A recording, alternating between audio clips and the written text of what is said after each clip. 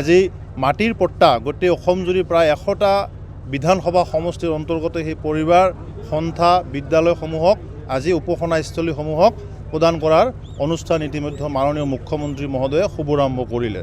তাৰ লগত সংগতি ৰাখি আজি বিলাসীপাৰা বিধানসভা সমষ্টিৰ প্ৰতিমা বৰুৱা পাণ্ডে প্ৰেক্ষাগৃহত আমাৰ বিলাসীপাৰা বিধানসভা সমষ্টিৰ প্ৰায় 400 বিঘা আমাৰ যি মাটিৰ আজি পাট্টা ইয়াত পত্ৰ পাট্টা ইয়াত প্ৰদান কৰা হ'ল।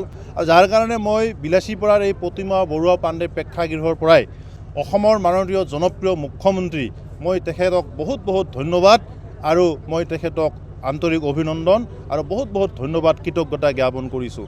এইকাৰণে ধন্যবাদ দিছোঁ যে মাটিৰ এটা ভূমিহীন পৰিবাৰৰ যাৰ মাটি নাথাকে, এটা সন্থাৰ যেতিয়া নিজৰ নামত মাটিডোখৰৰ পাট্টা নামজাৰি নাথাকে তেতিয়া তেওঁলোকৰ যি মৰ্মবেদনা একমাত্ৰ এই ভুক্তভোগীসকলেহে গম পায়। আজি কংগ্ৰেছে আজি বছৰ ধৰি তেওঁলোকে আজি শাসনৰ গাদীত বহি আছিল, তেওঁলোকে কেৱল মাত্ৰ শাসনৰ নামত শোষণ যে কৰিছিল, আজিৰ ভূমিপট্টা প্ৰদানে ইয়াৰ জ্বলন্ত উদাহৰণ। এইকাৰণে কৈছোঁ যে কংগ্ৰেছে এইসমূহ জ্বলন্ত সমস্যা কেতিয়াও তেওঁলোকে সমাধান কৰা নাছিল, কেতিয়াও তেওঁলোকে খিলঞ্জীয়া ভূমিপুত্ৰসকলৰ কথা তেওঁলোকে ভবা নাছিল।